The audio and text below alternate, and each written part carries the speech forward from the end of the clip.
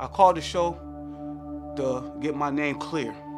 I did 5.5 years incarcerated, away from my children, and I'm just trying to get my life back. I just want I want who I am as a person, back.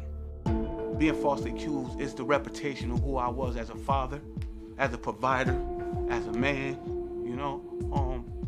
And I just feel good right now. I feel good that I can be able to display myself and be myself and be able to go home and knowing that what I've been falsely accused of is not true. On the night this happened, me and my ex went out, came home. I go to sleep to wake up to the police taking me, telling me to stand up and put my hands behind my back. 3 a.m. It did 3 a.m. in the morning. You know, that's a hurtful feeling to not know what's going on and then see your whole life transition. Everything you work hard for got destroyed, got taken away, everything. And I'm looking around seeing what's going on in my household, to be driven to a police car and them to tell me that my ex said I had hurt her. My ex said that night that I slashed her with a pocket knife and that I slashed her on her arms, both of her forearms, and she just sat there and then waited till I went to sleep, and then she called the police. And there was no blood found on the knife. And you saying, no, I'm showing y'all that I didn't do it, so I'm not taking no plea deal because I didn't do it. Oh, we want to give you 9 months. No, I don't want that. We want to give you a year. No, I don't want to do that. I was found guilty and I was sent to jail for 7 years. I did 5.5 years. In the first 3 years, my family didn't even know I was incarcerated. And I had a hard time. You know, I had times where I just cried and thinking about my kids, sending pictures and stuff like that and getting the return, the rejection of the world during the time. And I just felt alone. I felt alone. When I got out, I rekindled my relationship with me and my girlfriend, Latoya. That's my fiance as of today. And she's the one that told me, don't stop fighting, don't stop fighting. And I kept fighting, And she said, I know you're innocent. I called Seek Wilkos because I need help to prove my innocence, so I could be able to rekindle my relationship with my other 5 children. And it's sad because I won't even know how they look to this day if they walk past me. I haven't seen them in over 10 years. I don't know what they're doing, where their life was heading, or anything, or how they feel about me, or nothing. And I've been trying to reach out, trying to find out where they at, and I don't know where they at. But I think with this right here, with Steve Wilkos helping me with this, it will rekindle me to be able to see my kids and build a relationship. And I'm here to prove him my innocence. When you watch that, what makes you so emotional? He was, I sat almost 6 years. Almost 6 years of my life taken away for something I didn't do. I lost my kids. I did 3 years of parole. I had to go back to classes. I don't hurt women. I defend women. My grandmother raised me, Steve. And all I kept doing every time I was in jail, thinking about looking at your video, looking at and thinking that one day I'm gonna meet you. And I prayed to God about it. And I'm here in front of you today to prove my innocence, to let my babies know I love them, and I need them back in my life.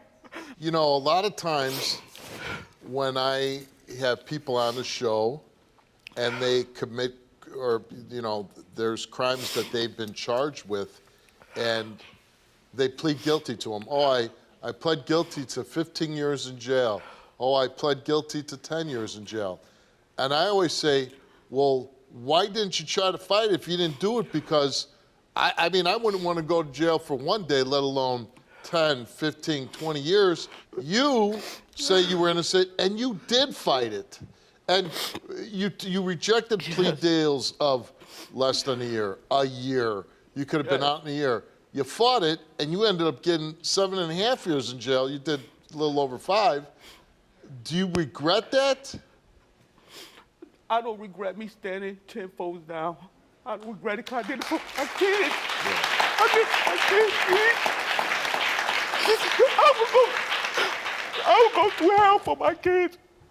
I would fight the devil himself for my baby, Steve. And you know you're a father. You know what I mean. Had you ever been in a confrontation or a domestic violence situation with your ex before? No, we don't got no history of domestic. This is the Nothing. only time.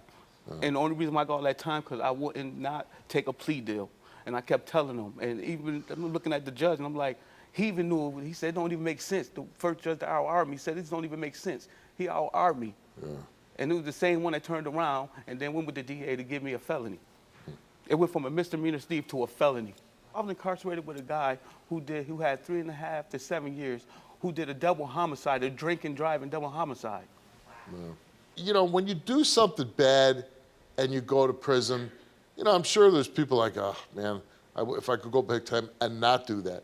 But it's another thing when you go to prison, you didn't do anything and you're in there. Right. What was that like?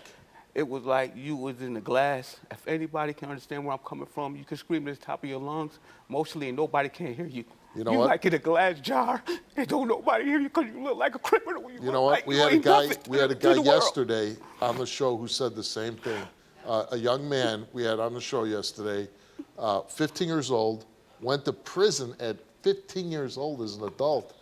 And he said the exact same thing, that you go to prison and you feel like you scream, and nobody can hear you. Nobody. I mean, and to this day, you have no idea what happened.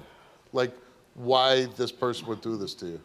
Not to this day, I don't know nothing about what's going on with my ex. Did your ex testify in court? Yes, she testified in trial. Okay. And what did she say? She tried to say that I cut her. I saw these pictures. And, you know, I mean, I've cut myself worse on an envelope than some of them, you know, look like. I mean, they're not terrible wounds at all. Me and Freddie, we have children together. He's a great father. He changes diapers. He cooks with them. He plays with them.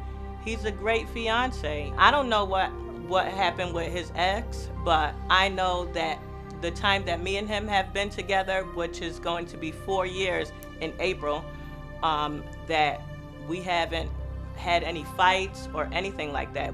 I definitely wouldn't deal with a man that's abusive because, you know, I have my children at the house as well, daughters, also sons, and I don't want my sons to grow up and think that's okay. So when he came out of jail, he definitely came over to my house and was asking, you know, to see about our son, and that became a regular thing with him seeing our son. And, you know, my feelings came back into play because I still was in love with him pretty much. So we ended up getting back together. Yeah, so this is the statement that Freddie's ex made to the police, and I just wanted to read it. Freddie assaulted me. It was about 3 or 4 a.m. in the morning. Some guys were looking at me and Freddie got mad. He jumped on me when I was sleeping in my couch and he slashed me with a knife on both arms and threatened to kill me if I even left him. He was drinking and smoking weed and fell asleep.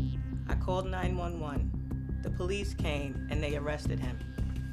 Around August sometime, he contacted me and asked me to change my story about what happened and was intimidated, so I went along with what he wanted me to do.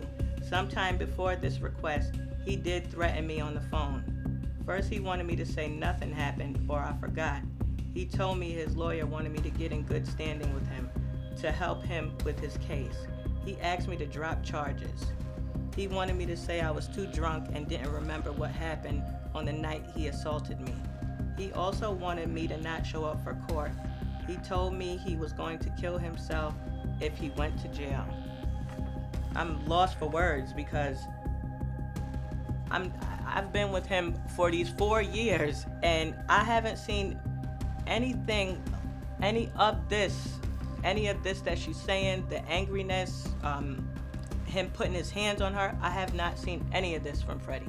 So, I mean, I'm waiting to see him prove his innocence. I'm waiting for these results. So you were actually in a relationship at a younger age before he was involved with this other person. We had our son. This came about with the incident. I didn't see him. I didn't know what had happened. But you didn't know, like, he was away in prison. So, also, I had brain surgery, Steve. Mm-hmm. So, like, he told me you know, we used to talk when he was not around, when he was on the run and he had to turn himself in or whatever. Right. We used to talk, and he used to be working out there, and he used to call, ask about our son. And after that, I don't know what had happened. I didn't know that, you know, he went away for some time. But then he comes home, you know, comes out of prison. He wants to see his son that he has with you. Right. You developed feelings for him again. Actually, I never stopped loving him. Oh, you never stopped I loving still was him. in love with him, right. So, he's wonderful. He is awesome. He's a great father. He's a great provider. He works. I don't have to ask for anything. If he knows that it needs to be done, he takes care of it. Anything that's broken, he fixes it. He's the best, anything anybody can ask for, the best man. When you're in prison, you watch my show. Did the other guys like me or did they hate me? It's a bunch of guys, honestly, and I'm speaking on behalf of a lot of guys that's falsely accused that got life. Some of them looking at electric chairs. Yeah. And they just wish that they have a chance that I have right now. So right now, a whole bunch of people that knew when I was incarcerated that said I was innocent, that said God gonna get you, make sure you good, they celebrating right now. They celebrating right now. And we asked you, on the night in question, did you attack your ex with a pocket knife? You answered no, and the result for your lie detector test is that Freddie told the truth.